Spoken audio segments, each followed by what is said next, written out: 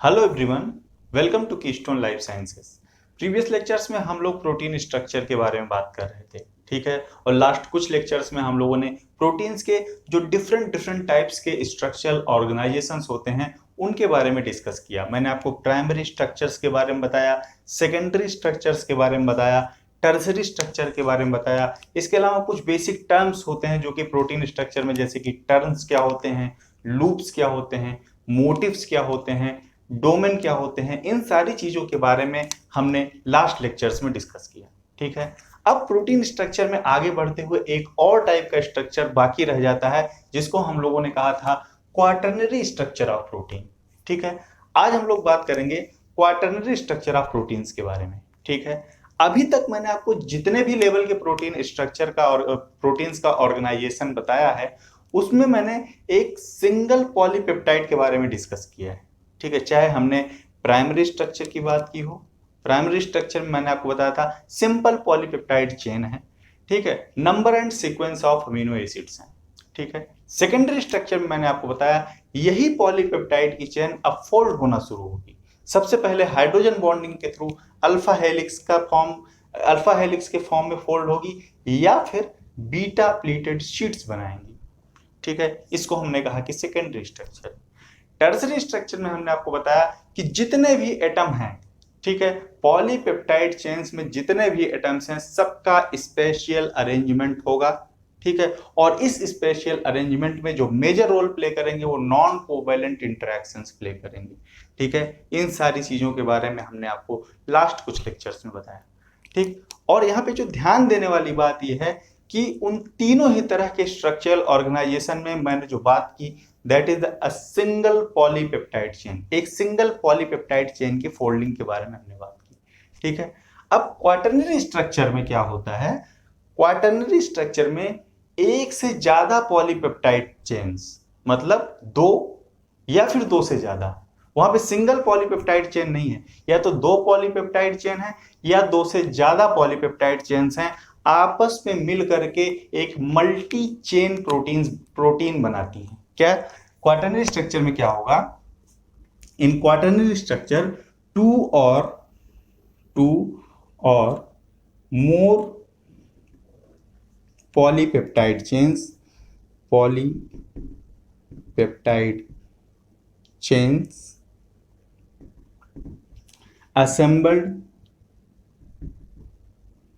assembled to form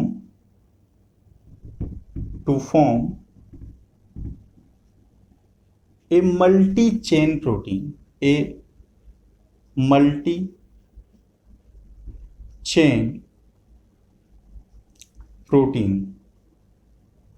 ठीक। इस multi chain protein को हम मल्टीपेप्टाइड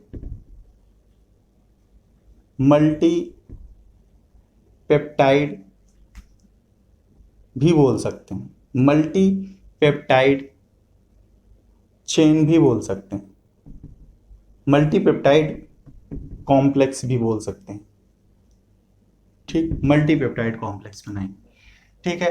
अब मैंने कहा कि क्वाटरनरी स्ट्रक्चर में एक से ज्यादा पॉलीपेप्टाइड, ठीक है, वहां पे एक से ज्यादा पॉलीपेप्टाइड है और इस सारी पॉलीपेप्टाइड्स क्या होंगी, आपस में इंटरेक्ट करेंगी, ठीक है। इंटरेक्ट करके एक मल्टी चेन कॉम्प्लेक्स बनाएंगी या मल्टी चेन प्रोटीन कॉम्प्लेक्स बनाएंगी, ठीक है। जो भी बनाएंगी, जो भी टर्म आप यूज करना चाहें यूज कर सकते हैं, ठीक है।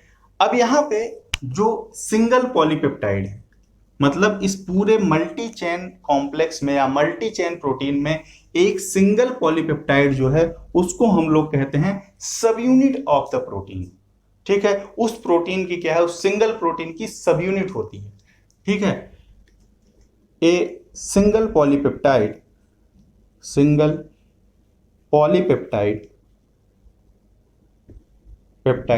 Of a multi chain protein is called subunit, ठीक। उसको हम क्या कहेंगे, सब unit. Suppose that for example एक प्रोटीन है, एक मल्टी चेन प्रोटीन है जिसके पास में 4 पॉलीपेप्टाइड है, 4 पॉलीपेप्टाइड्स आपस में इंटरेक्ट कर रही हैं वहां पे, ठीक है, 4 पॉलीपेप्टाइड हैं। तो हम लोग कहेंगे कि ये जो हमारी प्रोटीन बनी है, जो मल्टी चेन प्रोटीन है, उसके पास 4 सब यूनिट हैं, एक पॉलीपेप्टाइड एक सब यूनिट, इसके पास क्या है, 4 सब यूनिट हम बोल सकते हैं, ठीक है, इसके पास क्या होगी, 4 सब यूनिट्स होंगी। फिर से सुनिएगा, जो क्वाटरनरी स्ट्रक्चर होता है वहां पे एक से ज्यादा पॉलीपेप्टाइड चेन्स असेंबल होती हैं और एक मल्टी चेन प्रोटीन बनाती हैं, ठीक है। वहां पे जो मल्टी चेन प्रोटीन बनेगा उसमें एक पॉलीपेप्टाइड को हम बोलेंगे एक सब यूनिट, दैट इज वन सब यूनिट ऑफ द प्रोटीन, ठीक है। और जितनी भी सब यूनिट्स होती हैं किसी प्रोटीन में, वो आपस में इंटरेक्ट कैसे होती हैं, ऑल सब यूनिट्स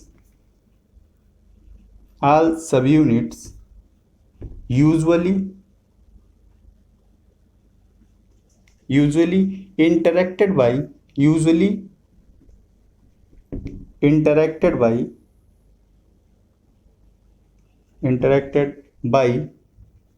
non-covalent interactions, ठीक। यहां पे जो असेंबली होगी मल्टी चेन प्रोटीन की, अलग अलग पॉलीपेप्टाइड्स जो आकर के असेंबल हो रहे हैं, वो किस फोर्स के थ्रू असेंबल होंगे, नॉन कोवैलेंट इंटरेक्शंस वहां पे मेजर रोल प्ले करेंगे, ठीक है। कहीं कहीं पे कोवैलेंट इंटरेक्शंस इन्वॉल्व हैं, लेकिन जो मेजर रोल है वो क्या है, नॉन कोवैलेंट इंटरेक्शंस का, ठीक है। अब इस नॉन कोवैलेंट इंटरेक्शंस की वजह से, ध्यान से सुनिएगा, नॉन कोवैलेंट इंटरेक्शंस की वजह से अगर हम इस तरह की प्रोटीन के किसी एक पार्ट में थोड़ा सा चेंज करते हैं, ठीक है, सपोज दैट ये हमारी एक मल्टी चेन प्रोटीन कॉम्प्लेक्स है, ठीक, ये एक सब यूनिट, 2 सब यूनिट, ये 3 सब यूनिट, 4 सब यूनिट, ठीक है, 4 सब यूनिट है यहाँ पे क्या है, ये 4 सब यूनिट्स हैं। अगर हम किसी एक सब यूनिट में थोड़ा सा चेंज करें, यहाँ पे ये 4 के चारों कैसे असेंबल्ड हैं, नॉन कोवैलेंट इंटरेक्शन के थ्रू असेंबल्ड हैं। अगर हम किसी एक में थोड़ा सा चेंज करें, सपोज दैट हमने इस फर्स्ट सब यूनिट में थोड़ा सा चेंज किया, तो इस चेंज की वजह से जो इससे दूर वाली किसी भी सब यूनिट में बहुत ही ड्रेस्टिक चेंज हमको देखने को मिलेगा, ठीक है। एक सब यूनिट में चेंज का असर हमको दूर वाली किसी सब यूनिट में भी देखने को मिलेगा, मतलब एक सब यूनिट में अगर चेंज हुआ तो उसका असर हमको पूरी प्रोटीन में देखने को मिलेगा। तो इस तरह का जो इफेक्ट होता है, इसको हम लोग कहते हैं एलोस्टेरिक इफेक्ट, एलोस्टेरिक इफेक्ट। और इस तरह की जो प्रोटीन्स होती हैं उनको हम लोग कहते हैं एलोस्टेरिक प्रोटीन, जिनके पास एलोस्टेरिक प्रोटीन्स, ठीक। मतलब अगर हम किसी सब यूनिट में थोड़ा सा चेंज करें और उसकी वजह से जो दूसरी सब यूनिट्स हैं उनमें भी चेंज नजर आए, तो इस तरह का जो इफेक्ट होता है इसको हम लोग एलोस्टेरिक इफेक्ट बोलते हैं। और इस तरह का इफेक्ट शो करने वाली जितनी भी प्रोटीन्स होती हैं उनको हम लोग एलोस्टेरिक प्रोटीन्स बोलते हैं। एंजाइम में इसके बारे में हम लोग बहुत डिटेल में बात करेंगे, ठीक है। कुछ एग्जाम्पल देखते हैं हम लोग यहाँ पे मल्टी चेन प्रोटीन्स का, या फिर क्वाटरनरी स्ट्रक्चर शो करने वाली प्रोटीन्स का, जहाँ पे एक से ज़्यादा पॉलीपेप्टाइड चेन्स असेंबल होके एक सिंगल प्रोटीन बनाती हैं। तो उनमें कुछ बेसिक एग्जाम्पल्स हैं और इम्पॉर्टेंट एग्जाम्पल्स हैं जो आपको पता होना चाहिए। तो सबसे पहला एग्जाम्पल, सबसे मोस्ट कॉमन और पहला एग्जाम्पल जो है, that is the haemoglobin. Haemoglobin जो होती है वो क्वाटरनरी स्ट्रक्चर का एग्जाम्पल है, हीमोग्लोबिन,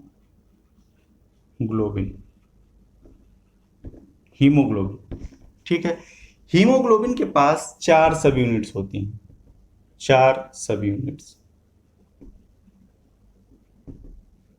बात करूंगा इसकी जब हम लोग एंजाइम के बारे में स्टडी करेंगे, तो किस तरह से हीमोग्लोबिन ऑक्सीजन का ट्रांसपोर्ट करती है, किस तरह से ऑक्सीजन को कैरी करती है, सारी चीजों के बारे में हम लोग वहां पे बात करेंगे। तो हीमोग्लोबिन का मेजर रोल क्या होता है, ऑक्सीजन ट्रांसपोर्ट, ऑक्सीजन ट्रांसपोर्ट, ठीक। एक दूसरा एग्जाम्पल है aspartate trans कार्बामाइलेज।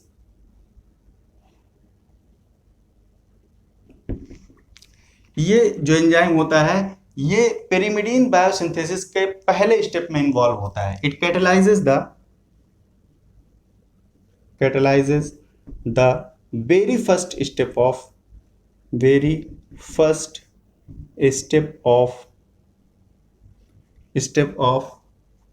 pyrimidine biosynthesis. pyrimidine biosynthesis के सबसे पहले स्टेप को ये कैटेलाइज करता है। ठीक है, उसके बाद नेक्स्ट है वायरल कैप्सिड। आप लोग अच्छी तरह से जानते हैं वायरल कैप्सिड क्या होती है। वायरस जो होता है न्यूक्लियोप्रोटीन से मिलकर के बना होता है। ठीक है, उसके पास न्यूक्लिक एसिड और प्रोटीन होता है। न्यूक्लिक एसिड उसका जेनेटिक मटेरियल होता है और कैप्सिड क्या होती है, वो प्रोटीन से मिलकर के बनी होती है। ठीक है, तो वायरल कैप्सिड प्रोटीन जो होती है वो क्वाटरनरी स्ट्रक्चर का एक एग्जाम्पल होती है। इसके अलावा एटीपी सिंथेज बहुत डिटेल में बात करूंगा फोटोसिंथेसिस में भी, और फिर उसके बाद सेलुलर रेस्पिरेशन में भी एटीपी सिंथेज के बारे में बात करूंगा, किस तरह से ये एटीपी को सिंथेसाइज करते हैं। ठीक है, एटीपी सिंथेज। साइटोक्रोम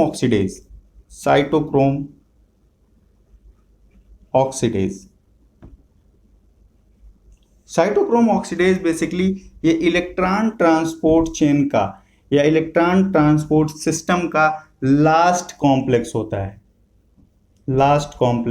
है। सबसे लास्ट में ये पाया जाता है साइटोक्रोम ऑक्सीडेज। इसको कॉम्प्लेक्स 4 भी कहते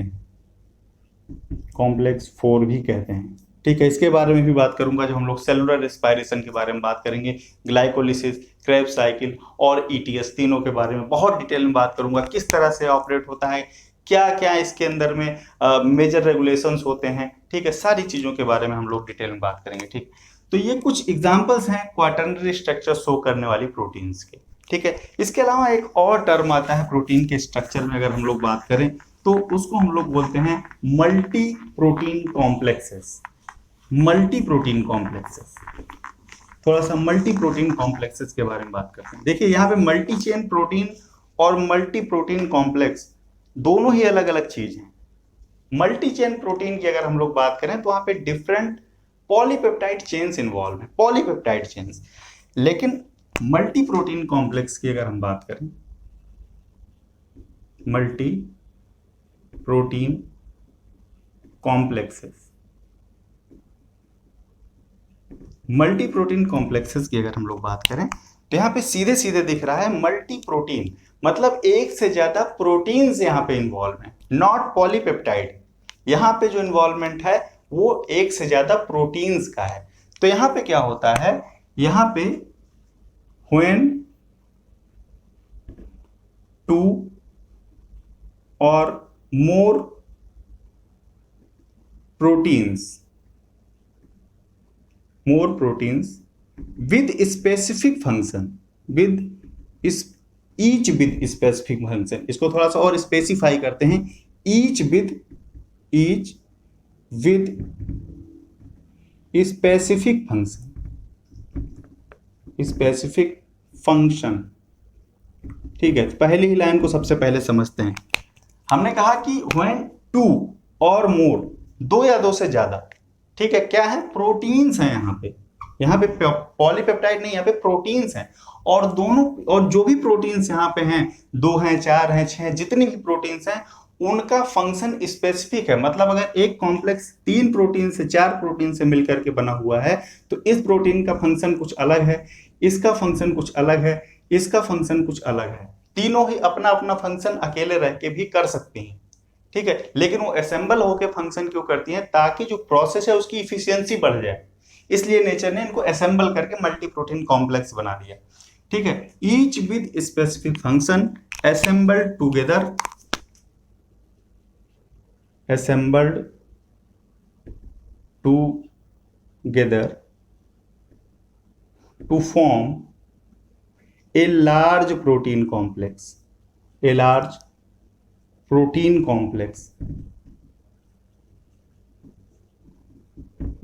ठीक है, तो इस कंडीशन में हम क्या कहेंगे, जो प्रोटीन कॉम्प्लेक्स बना उसको हम कह देंगे this protein complex is multi protein complex. जब 2 या 2 से ज्यादा प्रोटीन मिल करके एक बड़ा प्रोटीन कॉम्प्लेक्स बनाती हैं तो उस प्रोटीन कॉम्प्लेक्स को हम लोग बोलते हैं these are the multi protein complex. ठीक है, और उस मल्टी प्रोटीन कॉम्प्लेक्स की खास बात यह है कि उसमें जितनी भी प्रोटीन्स हैं उनका जो फंक्शन है, हर एक प्रोटीन का फंक्शन स्पेसिफिक है। ठीक है, और वो सारी प्रोटीन्स अकेले रह के भी अपना फंक्शन परफॉर्म कर सकती हैं। उनको असेंबल इसलिए किया गया है ताकि जो प्रोसेस वो कैटेलाइज कर रहे हैं या जिस प्रोसेस को इनिशिएट कर रहे हैं उसकी इफिशियंसी क्या हो, वो इंक्रीज हो जाए। ठीक है, तो जो सबसे पहला the first multi protein complex, ये सब याद रखने वाली बातें, मल्टी प्रोटीन कॉम्प्लेक्स कौन सा आइडेंटिफाई किया गया था, वो था pyruvate dehydrogenase complex. Pyruvate dehydrogenase complex. ठीक, बहुत डिटेल में इसकी बात करूंगा जब मैं आपको सेलुलर रेस्पिरेशन पढ़ाऊंगा तो। ठीक, क्या करता है, कैसे करता है, बहुत डिटेल में बताऊंगा, लेकिन अभी थोड़ा सा ओवरव्यू मैं आपको जरूर दूंगा ताकि आपको मल्टी प्रोटीन कॉम्प्लेक्स एटलीस्ट समझ में आए। ठीक है, इसको हम लोग शॉर्ट में पीडीसी भी बोलते हैं। ठीक, आपने शायद इसका नाम सुना हो, नहीं सुना है तो अभी मैं सुनाता हूं ये क्या करता है, कैसे करता है। ठीक, इसकी डिस्कवरी हुई थी ई कोलाई में। एस्चेरिचिया कोलाई में इसकी सबसे पहले डिस्कवरी हुई। ठीक है, एस्चेरिचिया कोलाई आपको पता होगा एक प्रोकैरियोट है, बैक्टीरिया है, प्रोकैरियोट है। तो प्रोकैरियोट्स में जो इसकी लोकेशन होती है वो साइटोसोल में होती है, क्योंकि प्रोकैरियोटिक सेल में मेम्ब्रेन बाउंड ऑर्गेनेल्स एब्सेंट होते हैं, इसलिए प्रोकैरियोटिक सेल में ये साइटोसोल में पाया जाता है। जबकि अगर हम यूकैरियोटिक सेल की बात करें तो ये माइटोकॉन्ड्रिया की मैट्रिक्स में पाया जाता है। ठीक है, प्रोकैरियोट्स में कहां है, साइटोसोल में। अगर हम यूकैरियोट्स में बात करें तो ये माइटोकॉन्ड्रियल मैट्रिक्स में पाया जाता है, मैट्रिक्स में लोकेटेड होता है। ठीक है, तो मैंने कहा कि पीडीसी क्या है, एक मल्टी प्रोटीन कॉम्प्लेक्स है। ठीक है, ये मल्टी प्रोटीन कॉम्प्लेक्स है और इस मल्टी प्रोटीन कॉम्प्लेक्स के पास, चाहे हम प्रोकैरियोट्स की बात करें, यूकैरियोट्स की बात करें, इसके पास में 60 पॉलीपेप्टाइड चेन्स होती हैं। टोटल 60 पॉलीपेप्टाइड्स का मिलकर के बना होता है। ठीक है, टोटल पॉलीपेप्टाइड्स कितने हैं, 60। ठीक, और ये जो पीडीसी है ये 3 डिफरेंट एंजाइम्स से मिलकर के बना होता है। ठीक है, 3 डिफरेंट एंजाइम्स हैं इसमें। ठीक, पहले एंजाइम को हम कहते हैं E1, दूसरा एंजाइम है इसको कहा जाता है E2, और तीसरा जो एंजाइम है इसको कहा जाता है E3, और ये तीनों ही एंजाइम्स आपस में असेंबल्ड होते हैं। ठीक, अब यहाँ पे हमने कहा 3 एंजाइम्स हैं और पॉलीपेप्टाइड टोटल कितनी है, 60 हैं। तो जो हमारी E1 सब यूनिट है या E1 जो हमारी प्रोटीन है उसके पास में 24 पॉलीपेप्टाइड्स होती हैं। ठीक है, E2 के पास भी 24 पॉलीपेप्टाइड्स होते हैं और E3 के पास में 12 पॉलीपेप्टाइड्स होते हैं। इनको आप ऐड कर लीजिए, टोटल आपका 60 पॉलीपेप्टाइड आएगा। ठीक है, तो टोटल पॉलीपेप्टाइड्स कितने हो गए, 60 हो गए। ठीक, अब ये करता क्या है और कैसे परफॉर्म करता है अपना फंक्शन, थोड़ा सा हम लोग इसके बारे में देखते हैं। ठीक है, तो हमने कहा कि पायरुवेट डिहाइड्रोजिनेज कॉम्प्लेक्स जो है वो एक तरह का मल्टी प्रोटीन कॉम्प्लेक्स है जो 3 एंजाइम से या 3 प्रोटीन से मिलकर के बना हुआ है। ठीक है, 3 प्रोटीन से मिलकर के बना हुआ है, E1, E2 और E3। सबसे पहले बात करते हैं कि ये एंजाइम करता क्या है, पीडीसी करता क्या है, या पायरुवेट डिहाइड्रोजिनेज कॉम्प्लेक्स जो है वो करता क्या है। ठीक है, ये बहुत ही इंपॉर्टेंट रोल प्ले करता है हमारे सेलुलर रेस्पिरेशन को आगे बढ़ाने में। ठीक है, ये 2 इंपॉर्टेंट मेटाबॉलिक पाथवेज को जोड़ता है। किसको जोड़ता है, it connects to very important metabolic pathways. बहुत डिटेल में इसकी बात करूंगा सेलुलर रेस्पिरेशन में, लेकिन अभी थोड़ा सा मैं आपको ब्रीफ करता हूं पीडीसी के बारे में। ठीक है, वो 2 मेटाबॉलिक पाथवे कौन कौन से हैं, ग्लाइकोलिसिस और क्रेब्स साइकिल। Krebs cycle. ठीक है, इन दोनों पाथवेज को ये आपस में जोड़ता है। ठीक है, अब देखते हैं हम लोग, थोड़ा सा मैं आपको बताता हूं। सेलुलर रेस्पिरेशन में बार बार टर्म यूज कर रहा हूं, सेलुलर रेस्पिरेशन। सेलुलर रेस्पिरेशन की अगर हम लोग बात करें तो इसमें 3 तरह के पाथवेज होते हैं, या इसको 3 पार्ट में डिवाइड किया जाता है। ठीक है, 3 पार्ट होते हैं इसके। सेलुलर रेस्पिरेशन में सबसे पहले हम लोग बात करते हैं ग्लाइकोलिसिस की, ग्लाइकोलिसिस। ठीक, और ग्लाइकोलिसिस के बाद फर्दर रेस्पिरेशन आगे चलता है तो वहां पे ऑपरेट होती है क्रेब्स साइकिल। क्रेब्स साइकिल, इनमें क्या क्या होता है इनके बारे में हम लोग रेस्पिरेशन में बात करेंगे। और क्रेब्स साइकिल के बाद फाइनल एनर्जी प्रोडक्शन होता है, जिसको हम लोग कहते हैं ईटीएस, या इलेक्ट्रॉन ट्रांसपोर्ट चेन, या इलेक्ट्रॉन ट्रांसपोर्ट सिस्टम, या ऑक्सीडेटिव फास्फोराइलेशन। ठीक है, तो ये बेसिक स्टेप्स हैं जो हमारे सेलुलर रेस्पिरेशन में ऑपरेट होते हैं। ठीक है, अब पीडीसी यहाँ पे कहाँ पे इन्वॉल्व है? आपको पता होगा कि जो ग्लाइकोलिसिस की प्रोसेस होती है, ग्लाइकोलिसिस में होता क्या है, बेसिकली ग्लूकोज का ब्रेकडाउन स्टार्ट होता है और लास्ट में क्या बनता है, ग्लूकोज। ग्लाइकोलिसिस के बाद अगर हम लोग ग्लूकोज को ग्लाइकोलिसिस में हम एक मॉलिक्यूल एज्यूम कर रहे हैं तो ग्लाइकोलिसिस होगा। ठीक है, ग्लूकोज का ग्लाइकोलिसिस होगा तो बनेगा क्या, पायरुवेट। ठीक, पायरुवेट बनेगा। अब ये जो पायरुवेट है ये फर्दर कहां जाएगा, क्रेब्स साइकिल में।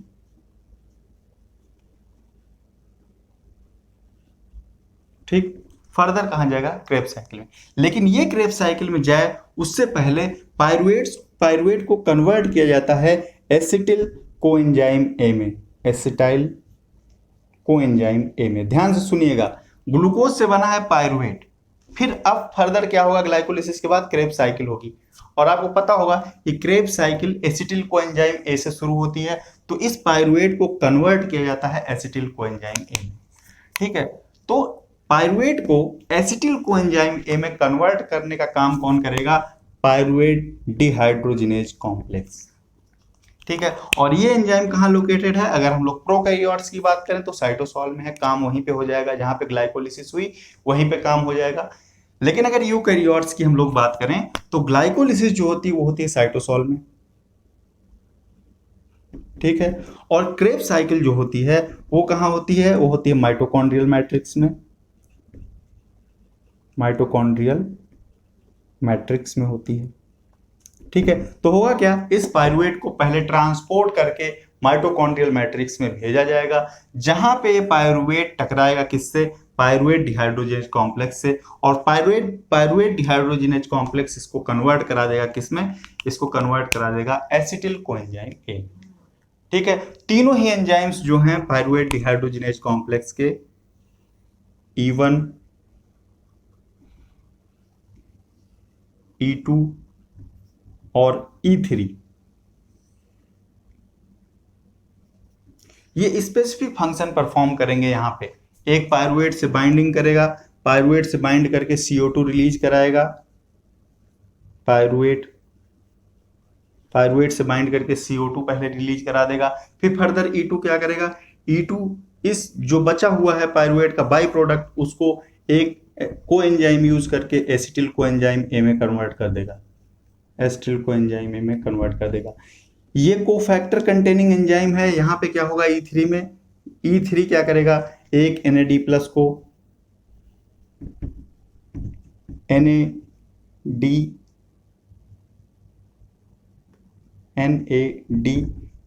प्लस H प्लस में कन्वर्ट करेगा। ये फ्लेविन कंटेनिंग है, इसके पास FAD कोफैक्टर होता है। ठीक है, तो कुछ इस तरह से जो पायरुवेट डिहाइड्रोजिनेज कॉम्प्लेक्स है ये काम करता है। ठीक है, यहाँ पे ध्यान देने वाली बात यह है कि ये तीनों ही एंजाइम आपस में जुड़े हुए हैं। ठीक है, और इसका फायदा यह है कि जब पायरुवेट से एसिटिल कोएंजाइम ए बन रहा है तो ये एक सीरीज ऑफ रिएक्शन हो रही है। ठीक, सीधे यहां से यहां फिर यहां, जो प्रोडक्ट यहां पे बना वो सीधे E2 के पास पहुंचा। इनके जुड़े हुए होने का फायदा यह है कि जो प्रोडक्ट E1 ने बनाया वो सीधे E2 के पास पहुंचा, और E2 ने क्या किया, उसको एसिटिल कोएंजाइम में कन्वर्ट कर दिया।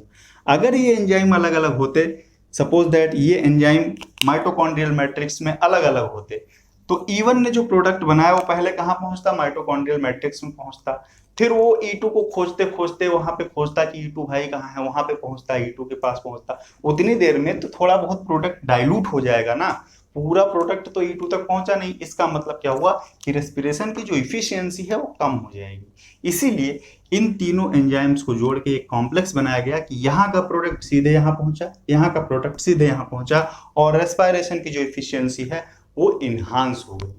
ठीक है, तो इस तरह से मल्टी प्रोटीन कॉम्प्लेक्सेस काम करते हैं। ठीक, तो ये तो बात रही प्रोटीन्स के क्वाटरनरी स्ट्रक्चर की और मल्टी प्रोटीन कॉम्प्लेक्सेस की, और इसके साथ ही प्रोटीन के स्ट्रक्चर का जो पोर्शन था बायोकेमिस्ट्री का वो यहाँ पे फिनिश होता है। ठीक है, और साथ ही साथ मैं प्रोटीन्स के टॉपिक पे भी यहाँ पे पूर्ण विराम लगाऊंगा, और हम लोग बात करेंगे नेक्स्ट लेक्चर में एंजाइम्स की। प्रोटीन के स्ट्रक्चर में एक चीज यहाँ पे रह जाती है, एक चीज नहीं दो तीन चीजें रह जाती हैं, जैसे कि प्रोटीन्स की फोल्डिंग, प्रोटीन्स का डीनेचुरेशन और प्रोटीन्स का प्रोटियासोमल डिग्रेडेशन। ठीक है, ये तीन इंपॉर्टेंट चीज यहाँ पे बची हुई हैं। इनके बारे में हम लोग यहाँ पे डिस्कस नहीं करेंगे, इनके बारे में हम लोग डिस्कस करेंगे प्रोटीन सिंथेसिस की स्टडी कर लेने के बाद, ताकि जो हमारा लिंक है वो आसानी से बन सके।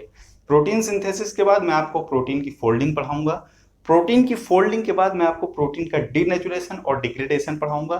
ठीक है, और उसके साथ ही मैं प्रोटीन पे पूर्ण विराम लगाऊंगा। लेकिन स्ट्रक्चर के बारे में अब हम लोग यहाँ से डिस्कस करना बंद करेंगे। हम लोग नेक्स्ट लेक्चर में जब मिलेंगे तो हम लोग एंजाइम्स के बारे में बात करेंगे। तो इस लेक्चर को यहीं पे फिनिश करते हैं, मिलते हैं नेक्स्ट लेक्चर में। Thank you for watching.